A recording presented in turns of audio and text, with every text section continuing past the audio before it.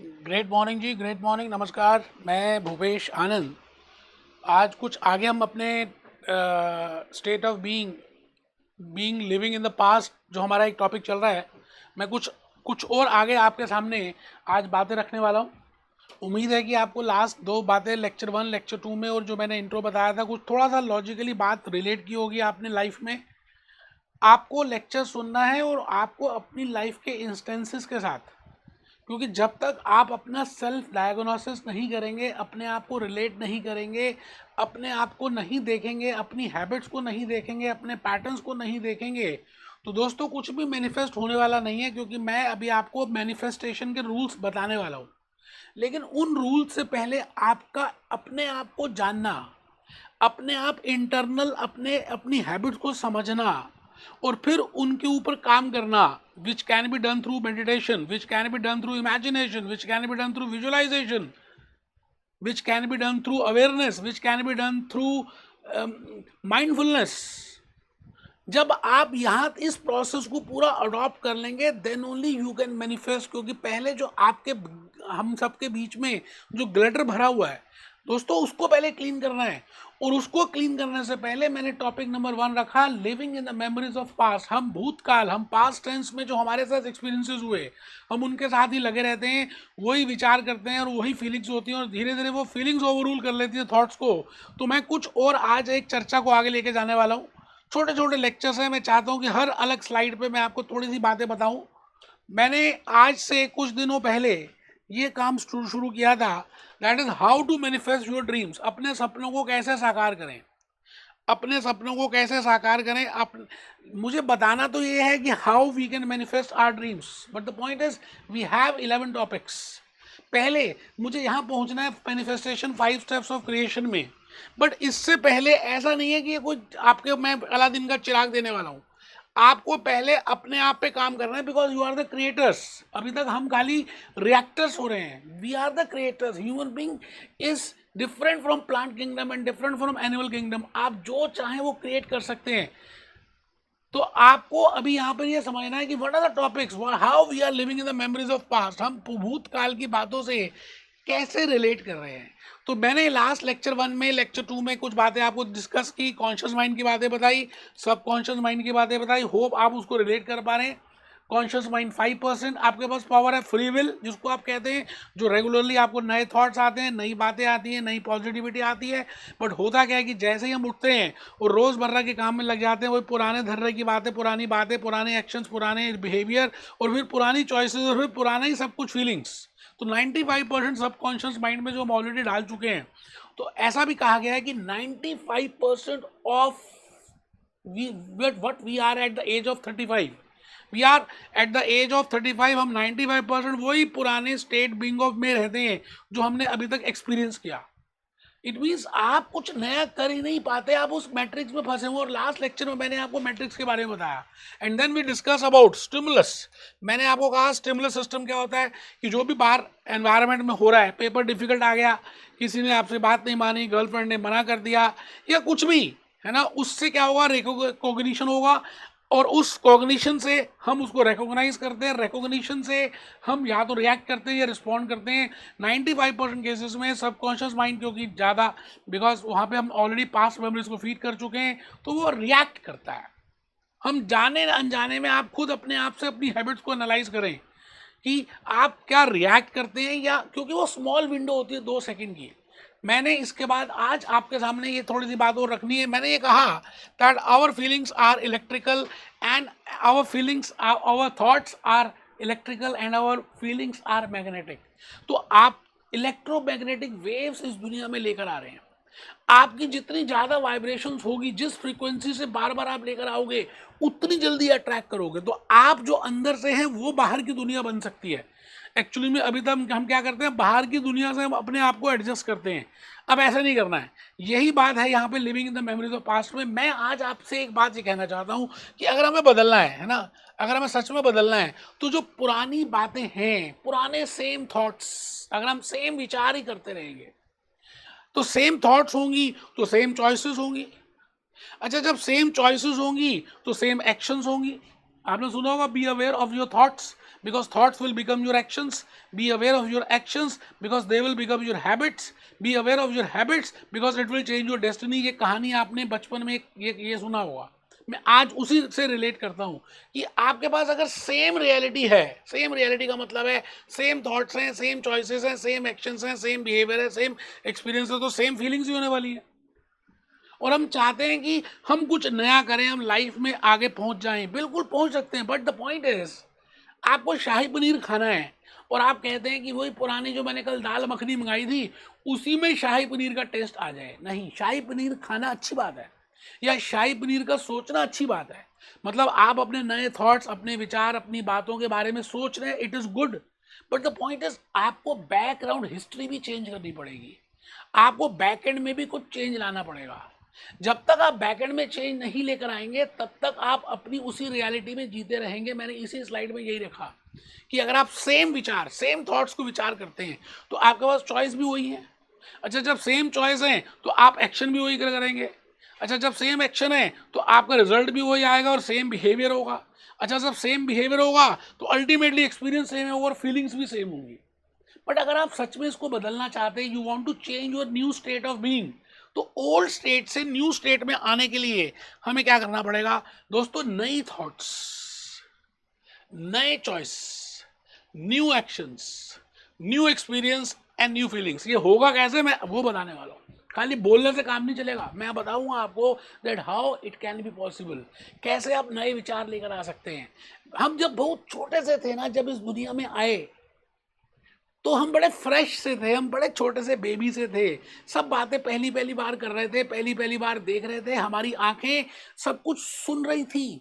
हम अपने पेरेंट्स को देखते थे, हम अपने ग्रैंड पेरेंट्स को देखते थे, या जो भी फैमिली में था, फैमिली मेंबर्स, हम उनसे बोल तो नहीं पाते थे लेकिन हम आंखों से देखते रहते थे, और वो एक्चुअली में हम देखते नहीं थे, हम सुन रहे होते थे। आपको पता है अब हुआ क्या कि जब हम बहुत ज़्यादा फ्रेश थे, जब बेबी थे, तो जो भी कुछ हो रहा था हमने कुछ सोचना शुरू किया।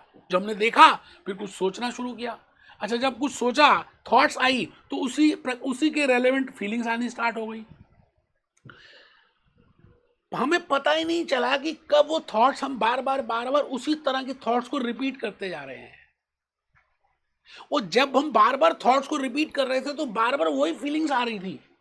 अच्छा, जब बार बार वही फीलिंग्स आ रही थी तो अल्टीमेटली क्या हुआ कि हम जब 35 ईयर्स ऑफ एज में पहुंचे तो हमारा वही स्टेट ऑफ बीइंग बन गया।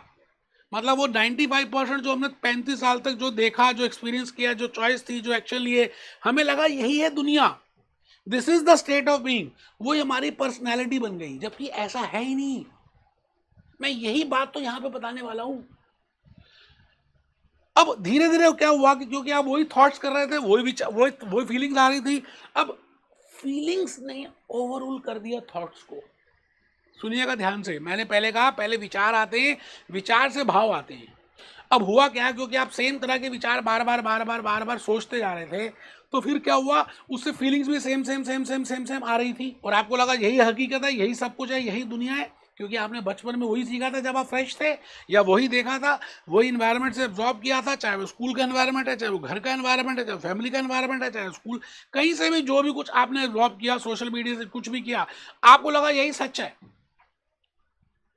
अब फीलिंग्स ने आपके थॉट्स को ओवररूल कर लिया। अब आप क्योंकि वही फील कर रहे हैं तो उस फीलिंग के हिसाब से वही विचार आ रहे हैं। पहले होना क्या चाहिए था, विचारों से फीलिंग आनी थी। अब पॉइंट इज फीलिंग से थॉट्स बन रहे हैं, क्योंकि आप वही सोच रहे हो, आप एंजाइटी में हो, आप गुस्से में हो, आपको डर लग रहा है कि मैं फेल ना हो जाऊं, अब वो फीलिंग आ रही है तो उसी तरह के विचार आने स्टार्ट हो गए। अब उल्टी गंगा बह रही है, आप समझ रहे हैं। पहले क्या था, थॉट से फीलिंग बन रही थी, अब लेकिन अब क्योंकि फीलिंग्स इतनी स्ट्रांग हो चुकी हैं, वो लॉन्ग टर्म मेमोरी में जा चुके हैं और बार बार आप वही फील कर रहे हो, वो सबकॉन्शियस माइंड में अंदर घुस गया है। अब वही फीलिंग आपको उसी तरह के विचार, जिसमें वो फीलिंग्स हो, उसी तरह के विचार को जनरेट कर रही है। And we know that whatever you feel you bring about. जो आप फील करते हैं आप उसी को लेकर आते हैं। Feelings are more important as compare to thoughts. I think ये बात हमें पता है। तो यहां से गेम थोड़ी सी स्टार्ट हुई, तो मैंने कहा old state of being and new state of being.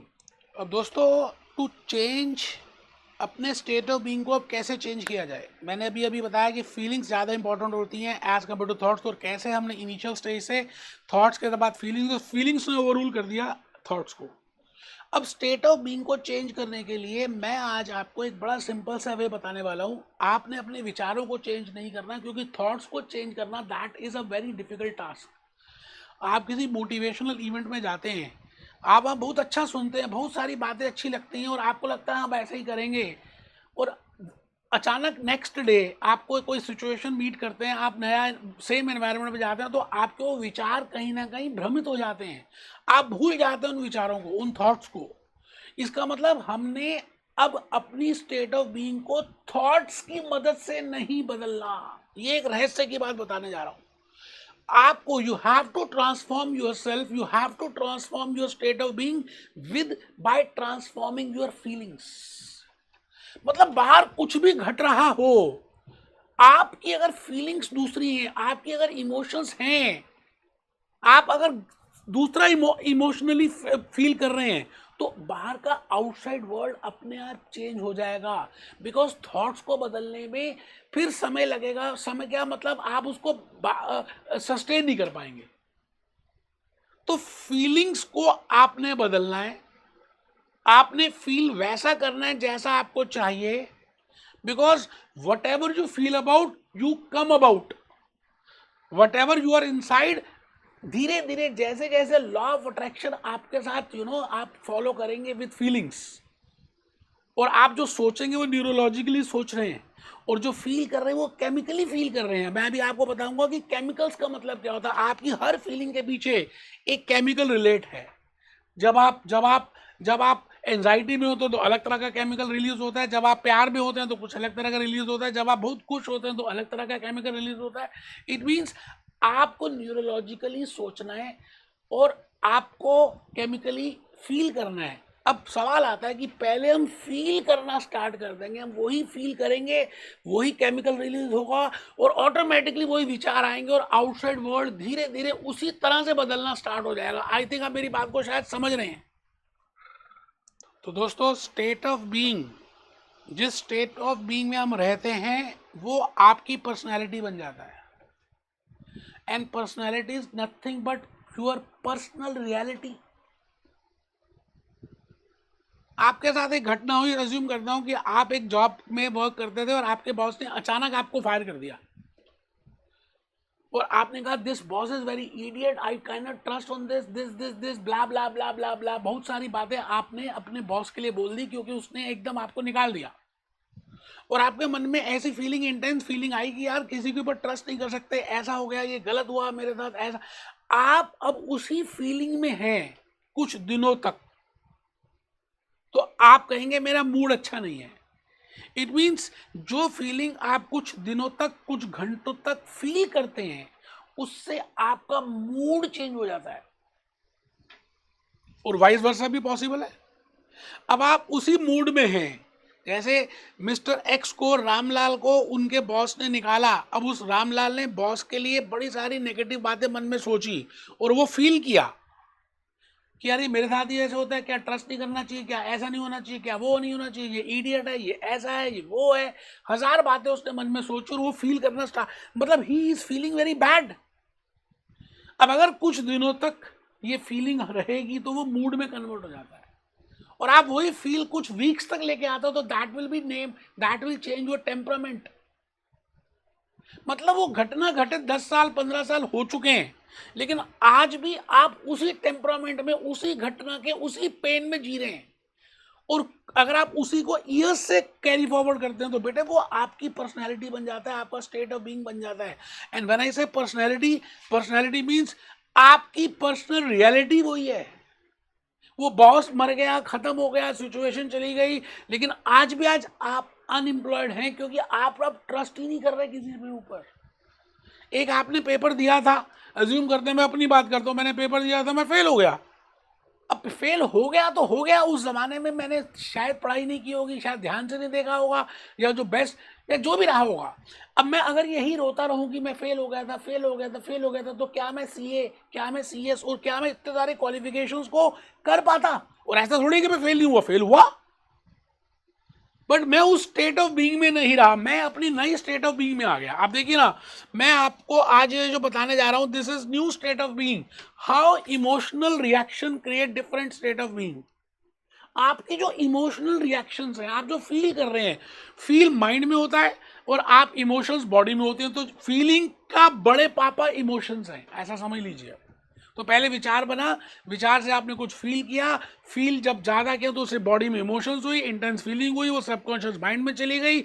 आपने ये सोचा कि बस यही हकीकत है, यही एक पॉसिबिलिटी है, there is no other possibility other than that, और आप उसी तरह से सोचते जा रहे हैं। तो आप बताइए, जब आप घंटों में या दिनों तक वही सोचेंगे तो वो आपका मूड बन जाएगा, और धीरे धीरे if you go continue for the weeks और the months, it will become your temperament.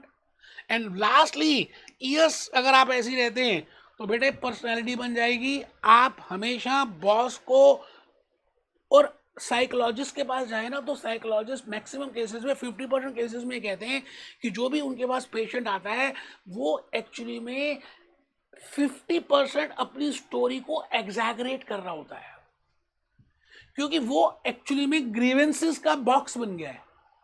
वो एक्चुअली में अपने उसी कंफर्ट जोन में रहना चाहता है, तो वो अपनी स्टोरी को एग्जैगरेट कर देता है, हर बार कुछ नई कड़ी ऐड कर देगा, सो दैट सामने वाले उसके लिए पिटी फील करें, सामने वाले उसके लिए सॉरी फील करें।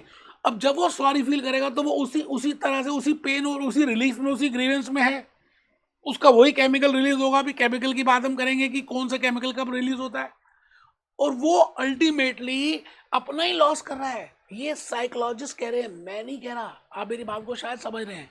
तो आप देखिए, इसमें मैंने यही बात बताई है कि ईयर्स के बाद पर्सनल ट्रेड बन जाता है। So and result of any experience, आप किसी भी एक्सपीरियंस का एंड रिजल्ट देखें तो इमोशंस होता है। And if you feel those emotions intentionally, intense feeling से आप उसको फील कर रहे हैं, it will become your hard core memory, it will become your long term memory. आप मुझे बताइए ना कि 2 दिन पहले आपने क्या खाया था, आपको याद नहीं होगा, लेकिन जिस दिन आपकी मैरिज हुई थी, या जिस दिन आपका एक एग्जामिनेशन क्लियर हुआ था, या फैमिली में हम देखते हैं कि कोई पास अवे, कोई पेरेंट्स की डेथ हो गई या किसी की फैमिली में डेथ हो गई, तो हमें वो घटना आज भी याद है, क्योंकि हमने उसको इंटेंस फीलिंग से फील किया। और जो भी कुछ हम इंटेंस फीलिंग से फील करते हैं दोस्तों, वो आपकी लॉन्ग टर्म मेमोरी बन जाती है। और जो भी कुछ लॉन्ग टर्म मेमोरी बन जाती है, आप वही फील करते हैं, वैसे सबकॉन्शियस माइंड बार बार आपको इमोशनल टीवी जैसे होता है। अब इसको तोड़ना कैसा है, you know how to break this wire, how to break this vine, how to break this circle. आपको अपना इमोशनल टीवी शट ऑफ करना पड़ेगा। जब आप अपना इमोशनल टीवी पास्ट टेंस से जो रिलेट कर रहा है, जो पास्ट एक्सपीरियंसेस से रिलेट कर रहा है, जब आप उसको तोड़ देंगे, तब आपको एक new paradigm, new paradise, new world नजर आना स्टार्ट हो जाएगा। तो आपको अपना इमोशनल टीवी शट डाउन करना है, क्योंकि आप जब बार बार वो इमोशंस लेकर आएंगे तो आपके वही same type of dopamine, same type of chemicals release होने वाले हैं। और जब आप same type of chemical release करेंगे तो सेम फीलिंग के साथ फिर वो सेम थॉट्स आने वाले हैं। तो आई थिंक ये सर्कल आपको शायद समझ आ रहा है। इसीलिए लॉ ऑफ अट्रैक्शन सक्सेसफुल नहीं होता, क्योंकि आप खाली सोचते हैं, आप खाली विचार करते हैं, you only work on the thoughts. और थॉट्स अकेले में कुछ नहीं, वो they are just electric, but feelings are magnetic. तो अब आप क्या करेंगे, फीलिंग्स क्योंकि मैग्नेटिक है, तो आप पहले फीलिंग्स के साथ काम करना शुरू करेंगे। आप जो जैसा फील करेंगे, आप जो इमोशंस फील करेंगे, आप जिस वाइब्रेशंस में रहेंगे, आप जिस फ्रीक्वेंसी में रहेंगे, वही अट्रैक्ट करना है, होना यही है। आई थिंक आपको मेरी बात समझ आ रही है। लेक्चर 4 में मिलते हैं दोस्तों।